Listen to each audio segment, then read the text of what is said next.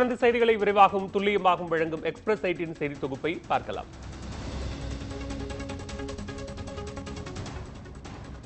வருமான வரி செலுத்துவதற்கான உச்சவரம்பை 5 லட்சம் ரூபாயாக அதிகரிக்க வேண்டும் என்று சிவசேனா வலியுறுத்தியுள்ளது.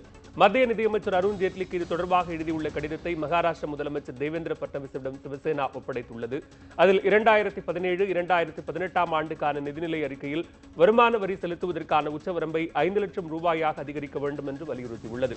ரூபாய் நோட்டு செல்லாத விவகாரத்தால் ஏற்பட்டுள்ள பாதிப்புகளை கணக்கில் எடுத்துக்கொண்டு நிதிநிலை அறிக்கை தாக்கல் செய்யப்பட வேண்டும் என்றும் சிவசேனா தெரிவித்துள்ளது.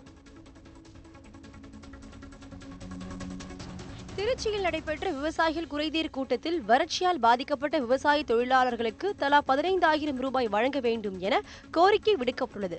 மாதாந்திர விவசாயிகள் குறைதீர் கூட்டம் மாவட்ட ஆட்சியர் அலுவலகத்தில் ஆட்சியர் KS பழனிசாமி தலைமையில் நடைபெற்றது. இதில் கலந்து கொண்ட விவசாயிகள் வறட்சியால் சாகுபடி செய்ய முன்வராத விவசாயிகளுக்கும் பாதிக்கப்பட்ட விவசாய தொழிலாளர்களுக்கும் உடனடியாக நிவாரணம் வழங்க வேண்டும் என வலியுறுத்தினர். பவானி ஆற்றின் குறுக்கே தடுப்பணை கட்டும் கேரள அரசை கண்டித்து கோவையில் போராட்டத்தில் ஈடுபட்ட மதிமுகவினரை போலீசார் கைது செய்தனர். பவானி ஆற்றின் குறுக்கே தடுப்பணை கட்டுவதற்கான பணிகளில் கேரள அரசு தீவிரம் காட்டி வருகிறது. இதற்கு எதிர்ப்பு தெரிவித்து மதிமுகவினர் கோவை ரயில் நிலையத்தை முற்றுகையிட்டு ஆர்ப்பாட்டம் நடத்தினர்.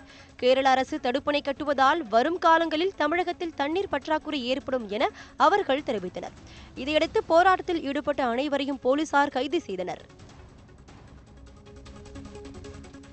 கோக், பெப்சி விற்க மாட்டோம் என வணிகர் சங்கங்களின் அறிவிப்புக்கு திராவிடர் கழக தலைவர் கி. வீரமணி பாராட்டு தெரிவித்துள்ளார்.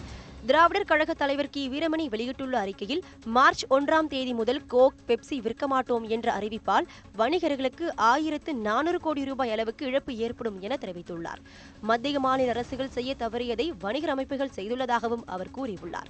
திராவிடர் கழகத்தின் இளைஞர், மாணவர் மற்றும் மகளிர் அணியினர் வெளிநாட்டு குளிர்பானங்களை வாங்கக்கூடாது என்றும் உள்நாட்டு இளநீர், சர்பத் போன்றவைக்காக பிரச்சாரம் செய்ய வேண்டும் என்றும் வீரமணி வலியுறுத்தியுள்ளார்.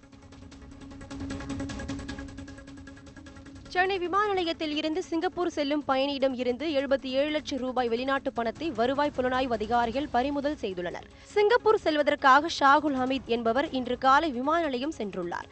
அவரிடம் நடத்திய சோதனையில் முறையற்ற வகையில் வெளிநாட்டு பணம் இருப்பது தெரியவந்துள்ளது.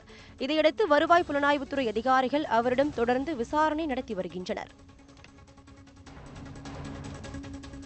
கன்னியாகுமரி மாவட்ட முட்டம் கடற்கரை சாலை வழியாக கேரளாவுக்கு கடத்த முயன்ற 5000 கிலோ ரேஷன் அரிசியை வருவாய்த்துறை அதிகாரிகள் பறிமுதல் செய்தனர். மினி லாரியையும் கைப்பற்றிய அவர்கள் தப்பி ஓடிய ஓட்டுநரை தேடி வருகின்றனர். சாக்கு மூட்டைகளில் இருந்து 5000 கிலோ ரேஷன் அரிசி மற்றும் பறிமுதல் செய்யப்பட்ட வாகனமும் காப்புக்காடு அரசு குடோனில் ஒப்படைக்கப்பட்டது.